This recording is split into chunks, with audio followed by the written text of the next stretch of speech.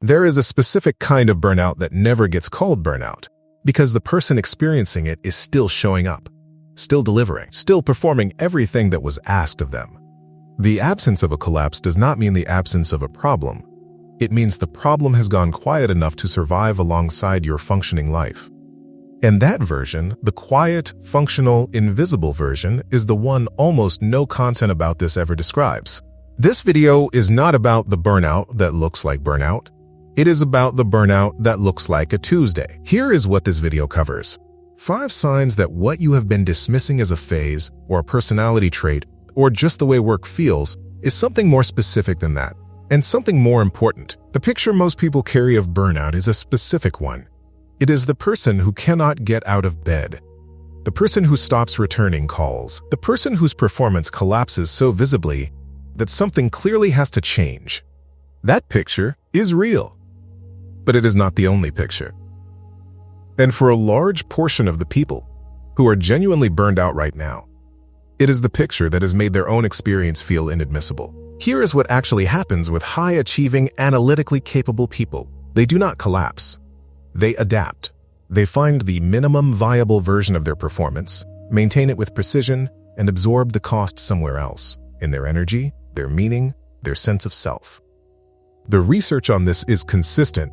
Studies on occupational burnout in high-performance environments repeatedly find that the people most at risk of severe, long-duration burnout are not the people who struggle with their work. They are the people who are good at it, because competence becomes its own trap. If you can keep delivering, the system has no signal that something is wrong. Your manager has no signal. Your colleagues have no signal. And if the feedback you are receiving is that everything is fine, it becomes very difficult to insist internally that it is not. This is the first thing this video is going to ask you to set down. The idea that because you are still functioning, you do not qualify. Functioning and burning out are not opposites. For a lot of people in this position, they are simultaneous. With that foundation in place, here are the 5 signs, starting with the quieter ones. Sign 1, it is Sunday evening, and something happens that has no clean name. Not dread, exactly. Not anxiety about a specific meeting or deadline. Something more ambient than that. A low, formless heaviness that arrives around the same time every week and does not lift until, and sometimes not even until, Wednesday. Most people in this position have reinterpreted this as a personality trait. I've always been someone who has a hard time on Sundays. I just don't like Mondays. It's normal to not be excited about going back to work. It is not normal. Or rather, it is common, which is not the same thing. What is happening on Sunday evening is not a reaction to the coming week. It is a reaction to the returning self, the professional self, the one you have to put back on in about 14 hours. That specific dread is the body's honest accounting of the performance tax. It is the cost, arriving in advance, of maintaining a version of yourself that no longer fits. If it is there every week, with that regularity, that is not a mood. That is information. Sign 2. You are present in your work. Technically, you say the right things. You contribute.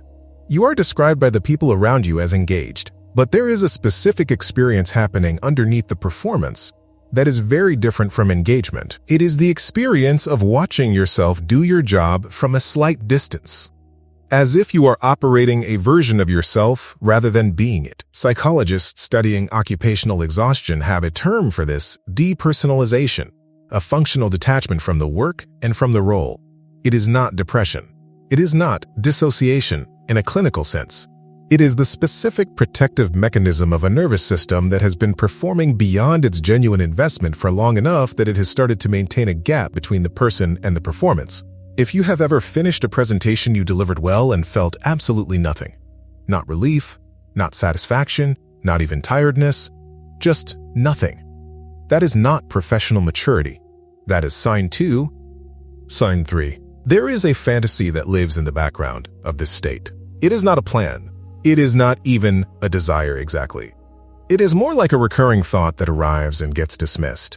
What if I just didn't? Not a specific alternative. Not a direction. Just the intermittent, unarticulated wish for an exit from the version of your life that requires this much performance. The Sunday dread, the performance without presence, the exit fantasy. These 3 signs form a pattern. And the pattern has a name. It is not weakness. It is not ingratitude. It is a system running on reserves. It is no longer replenishing. The next two signs go deeper, and they are the ones almost nobody talks about. Sign 4. This one is the most specific to people who are genuinely good at their work, and the most disorienting, because it contradicts everything the career narrative promises. You are excellent at what you do. The technical capability is real. The output is real. The recognition, the performance reviews, the promotions, the respect of colleagues, that is real too. And none of it means anything. Not in the way it used to. Not in the way you were told it would, if you got good enough. The competence and the meaning have separated. You can do the work. You just cannot find a reason, inside yourself, that makes doing it feel like anything other than maintenance. The standard career advice assumes that competence and fulfillment track together, that mastery produces satisfaction. For a lot of people in this position, the exact opposite has happened. They got better at the work, received more recognition for it, were promoted into more of it. And somewhere in that process, the gap between what they are capable of and what they actually care about became the defining experience of their professional life. The most overlooked sign of burnout is not that you stop being good at your work. It is that being good at your work stops meaning anything. That sentence is worth sitting with for a moment. Because if it landed, if there was something in you that recognized it, that recognition is not coincidence. That is sign 4. And here is why high performers are the last to see it. Because they keep performing. Because the external feedback, the recognition, the results, keeps telling the system that everything is fine. The feedback loop is broken. The signal is wrong. And a person running on wrong signal for long enough stops trusting their own internal read of the situation, which is exactly how you end up here. Watching a video about burnout signs, still not sure if you qualify. Sign 5. This one is quieter than the others and harder to name. At some point in the trajectory of this state, something starts to happen to the question, who am I? Not in a dramatic or philosophical way, but in a very practical, daily way. You notice that outside of your job title, outside of your professional role, outside of the context where you know exactly how to perform, you are not entirely sure who you are.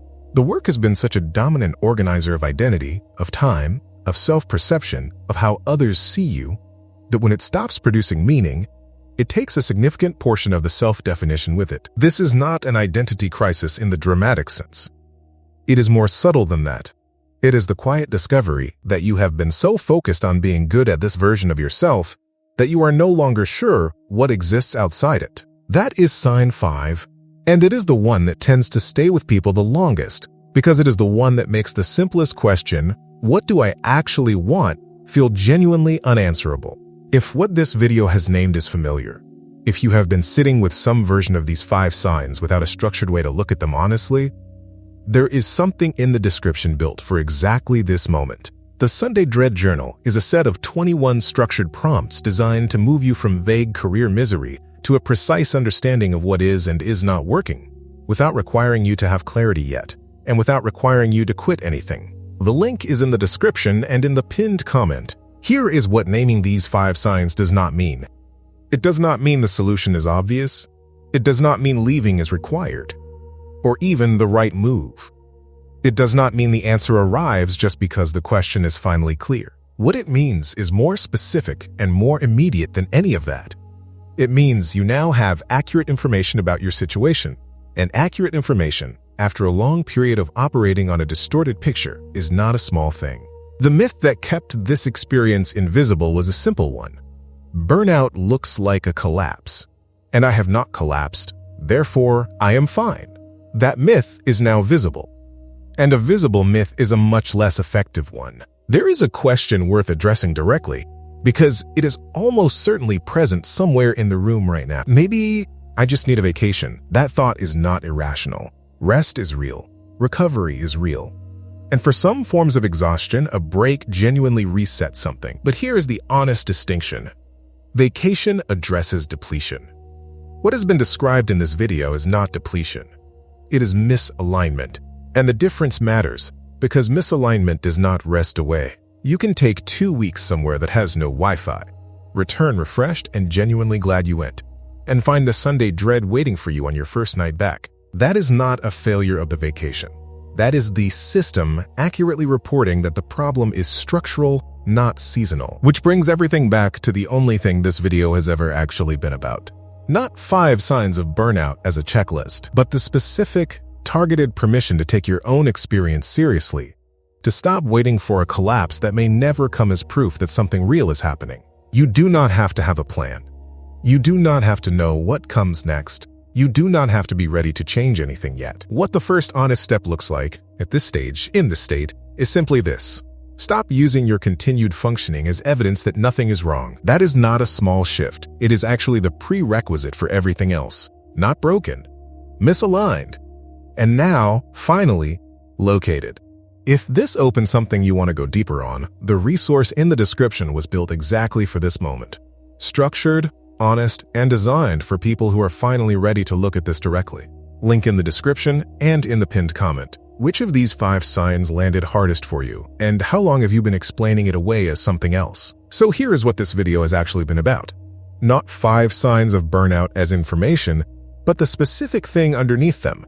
The particular cruelty of a suffering that disqualifies itself. The version of this experience that never gets the name because the person inside it is still delivering. Still performing, still being rewarded externally for an internal state that has been running on empty for longer than they have allowed themselves to admit. You did not know, before you clicked, whether any of this applied to you. You suspected something. You had the quiet version of the thought, the one you don't say out loud. And you were not sure it was enough to take seriously. It is enough. Not because this video says so, but because the 5 signs it described are not invented categories. They are the specific, documented, consistently observed markers of a system that has been sustaining performance at a cost it was not designed to sustain indefinitely. You are not someone who cannot be satisfied. You are not someone who is fundamentally unable to be well. You are someone who has been performing in conditions that are genuinely, structurally unsustainable, and who has, until now, been using their own continued performance as evidence that nothing was wrong. Those are 2 completely different sentences. And the distance between them, between the problem is who I am and the problem is what I have been doing in conditions that were never going to hold, is not a small distance. It is the entire distance between staying stuck and beginning, finally, to move. You are on the second side of that now. That is not the destination, but it is the only place the journey starts. Carry that.